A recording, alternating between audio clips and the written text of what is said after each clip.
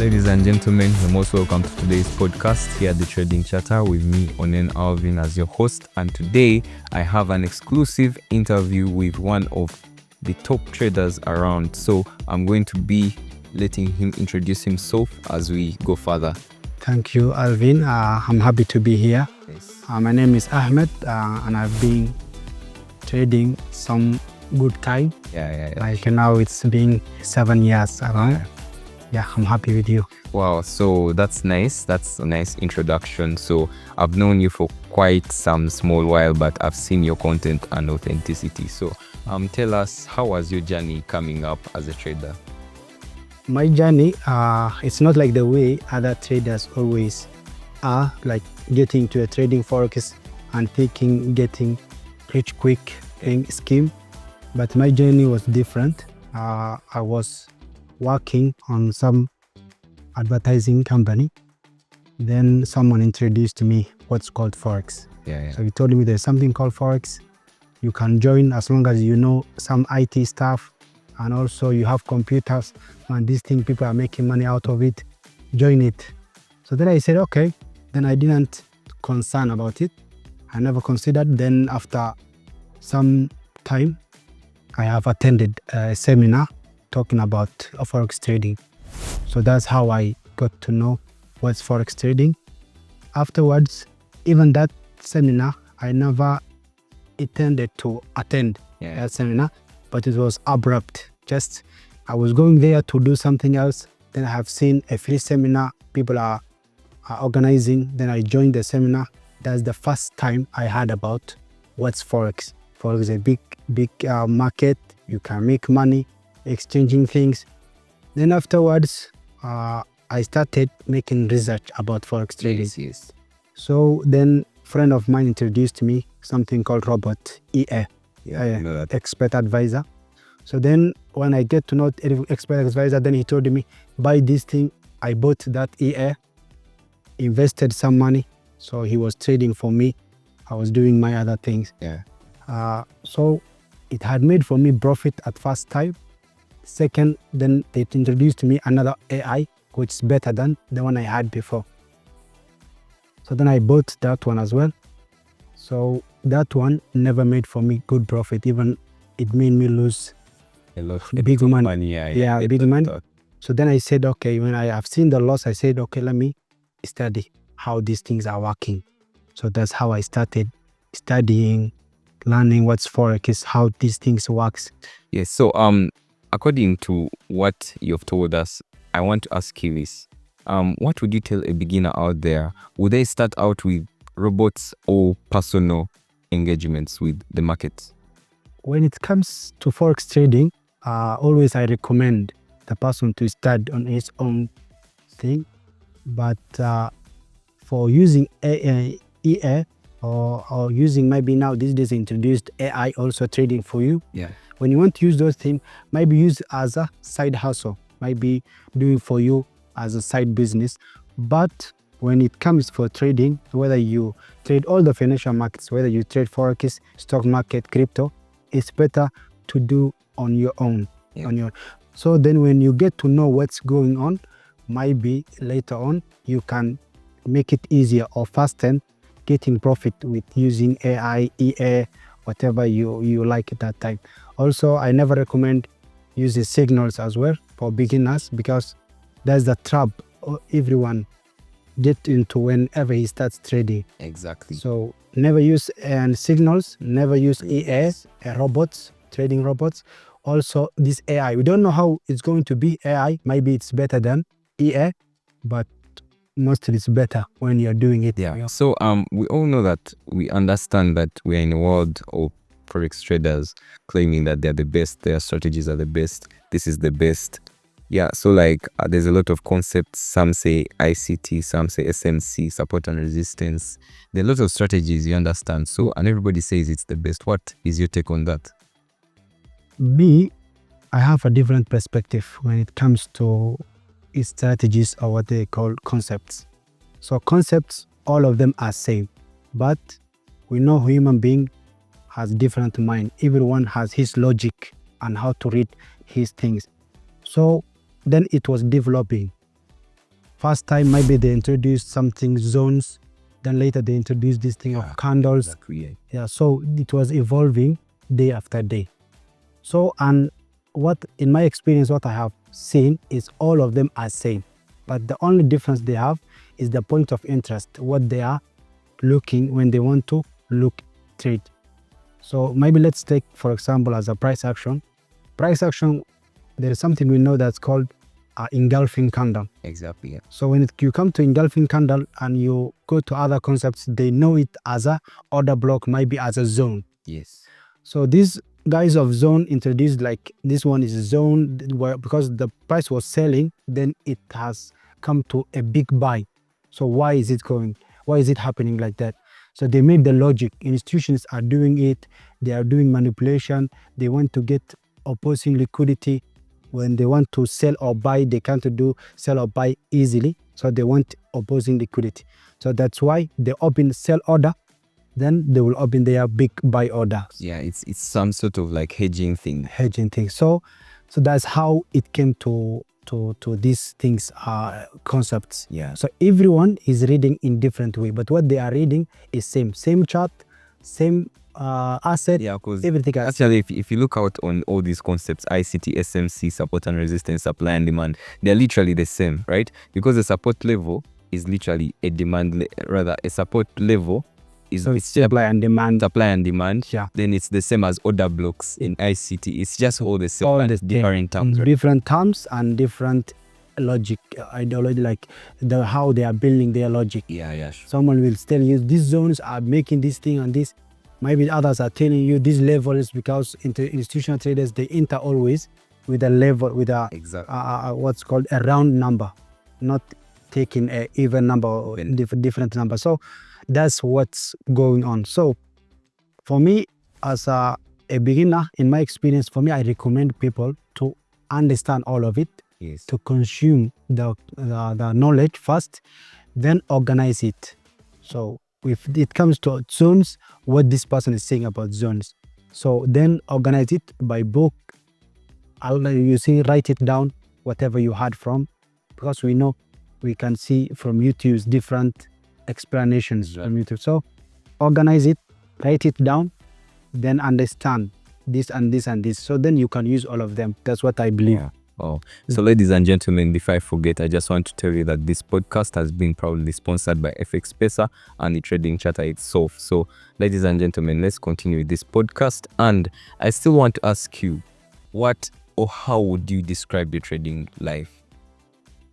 My trading life mostly was struggling and maybe, but I dedicated to know this thing deeply. Yeah. So my trading journey was up and down. My curve was not only like smooth curve. Yeah, but it was up and down, up and down, up and down. I remember sometimes I used to suffer losses. Sometimes I used to make good money. Even I remember one day I was taking a lunch in a restaurant.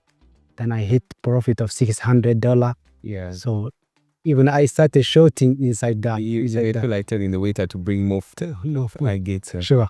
So that's how it is forex trading. But when you reach at the certain level, maybe it's just a probability. You see, your loss and your profit should be higher than your losses. Yes. It's not something like I can't say now within that period I am profitable 100%. Yeah, so because you're a human being, you can mess up sometimes. Yeah, I think that's where the risk to reward ratios comes in. Yeah, sure. Into play. So I don't know how is your outlook on the risk management thing? How do you do risk management in your trades? Risk management, for me, I have a plan because I know what lot size I should use. Exactly. The B values, the B value of the pair I'm taking. Also, I always try to minimize my risks always and maximize my profit. So maybe using training stop sometimes, maybe using what's called break even. Yeah, so yeah, at least to try to keep my capital in safe. Yeah. I think when you apply those two concepts of break even and trailing a stop loss, it can bring you to a point whereby you actually don't lose, but you just setting break evens only and stuff like that. So wow. Always set a break even when you think that there is no reason the market to come back. Yeah. So when you see that the market, there is no reason to get back. Sometimes it can get back even without reason. But when you see there is no reason to reach back to your entry point, so it will be easy. So put your break even, then wait the trade to go up to your TP. Up to your TP. Wow. And also realistic TP, not just putting your 1 to 100. Yeah, that's a unrealistic risk to reward. I always tell people that I like using 1 to 2, 1 to 3, 1 to 4. That's the most. Because if you look at 1 to 2, it will always get hit. The first 5 to 10 minutes, it will always get hit. 1 to 3, 1 to 4. Now anything beyond 1 to 5, you will have to face at least a lot of psychological suffering. Yeah, psychological suffering and also those retracements. Yeah. Price goes up if at all you're buying, then it comes back. And you feel like why you were not taking that profit before. The profit that's so wow. That's it. Now talking about psychology, you talked about psychology. I don't know how you handle the psychological aspect of things. Psychological aspect of things, like always mentors or the teachers recommend people work on your psychology. When you make a loss, work on your psychology. But for me, I recommend working on psychology. There is a step ahead of the psychology because of your technical analysis. Exactly. First, work on your technical analysis. When you know what you are doing, later on your psychology, you can handle it, you can control it, your emotions, fearing what. But when you don't know what your technical analysis is, just it's like all of mess. Yeah, sure. So mostly what I recommend is work on your technical first, then your risk management, then psychological. Easily you will handle it. Wow, that's nice. So coming from the psychological bit of things, we also want to know the mindset. Like, before trading or entering a trade, your mindset has to be in check. Yeah. Which things or what do you do in order for you to calm your mind and stay composed as a trader before you actually open any trade? I make sure always I am in good mood first, because when you might be thinking about something else, you will forget what you were looking on. Yeah. So check in good mood. Might be also always have an energy. Don't trade when you might be hungry. So that's crazy. Yeah, so always check in your status of maybe mood or health, everything. Then afterwards, check your journal, check your what you have done before and what you are expecting now. Exactly. And always risks and management of risk, everything. When you check on those things, then you can start looking of trades. Also, be patient. That's the most important. Be patient. Some people, they think like getting to trades very fast. If they never see 20 to 30 minutes, the first 30 minutes, no trade, then they will feel, there's no trade, then they go away and do other stuff. But what's important is set your expectations and say, I'm waiting this one, I'm waiting this one. Maybe the price to come to this zone. I get it. So your area of opportunities. So then afterwards, you start trading and wait it until it comes. Sometimes you wait maybe and it might not come. So don't chase it again like, it didn't come this way, but I know that the market is going to be buy. Let me run after the price. That's not good also in trading. Wow, so that's nice. So what's like that stuff that you do, like the outline of things that you do as you're going to like take your trade? There is a checklist I have first to what I should do pre-market routine, and there is a post-market routine. Yeah. So always you have to be disciplined. Always you have to have your checklist. Okay, today I'm going to trade the pair. I'm going to trade everything. When you check all of those things and you do your top-down analysis, then I think making it will be easier, because you can't decide whether you are going to make profit or loss. But get ready for it, both of them. Expect losses and also profit. Exactly. Wow. So as we are wrapping up this podcast, I would want to ask you one last question. which is what advice would you give a beginner, an intermediate, or even an advanced trader? They are watching us right now. Intermediate guys, this thing is not something which is get rich quick scheme. You need someone who is guiding you, or if you want to be dedicated and you do your own thing, make sure the education or the content you are consuming, make sure you organize it, make sure you understand what you are doing instead of knowing only. Maybe some people use knowing, not understanding. Yeah, So that's important. So you have to not only know but understand deeply, and also listen different people what they are talking about. Maybe you have one concept, let us say supply and demand. Maybe ICT is somehow confusion because he has a lot of model, but also ICT is, he did something like he introduced a new thing, and also he changed what existed before, like supply and demand or zones. It was existed, just he changed the name. Or that blocks. Yeah. So whenever you want to study or whenever you have a mentor, check in what he's saying. Just don't take it and copy it and then trade it. You can't work on just copying and paste. Copy and paste will not work for you. What's most important is take the thing, analyze it very deeply, listen different teachers, then what they are saying about one issue. So then you will understand deeply what's going on. Yes, sure. Wow, that's so nice. So talking about, we spoke about everything and looking at the landscape of the trading industries. I don't know, what would you like talk about on the whole being mentored, or a person would grow by like watching YouTube stuff or like that? My recommendation is doing both of them. Because when it comes to studying from YouTube, YouTube studies, they will not give you a full information. Exactly. They want just to get people. So they will With give their content. the view of their content, maybe to get people who buy their content from maybe mentorship, whatever. They will not share a genuine information, a whole information, or maybe he don't have that person. They don't have that who is sharing YouTube content. So they do it is just explaining one thing. Maybe today they will talk about trending, how to find trend, how to maybe identify zones. So they will only talk about one subject. It's not the whole information, start to end. So what you are going to do, maybe study from different things and organize it, work on it, then do on your own thing, bring on your own logic, your own concept, your own understanding, or get someone who can guide you, might be as a mentor or something else, somewhere. Sure. Wow, that's been some great insights from you. So would you give us, like, this is the last question, right? So give us a recap on your before, on your present, and your future perspectives on trading. My before was, I was the side of loss, my starting, but afterwards, though I started with profit in forex trading as a beginner, I was starting with the profit, but later suffered with big losses. Then afterwards, I became some break even, like I lose, I gain, I lose, I gain.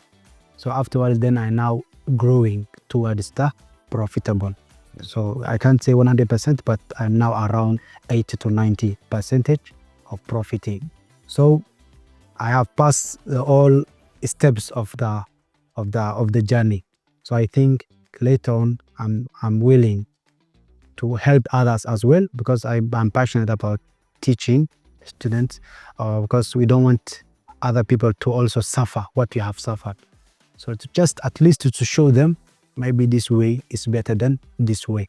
Wow. So I feel like as I'm growing, doing my own journey, also I will help others to grow with me.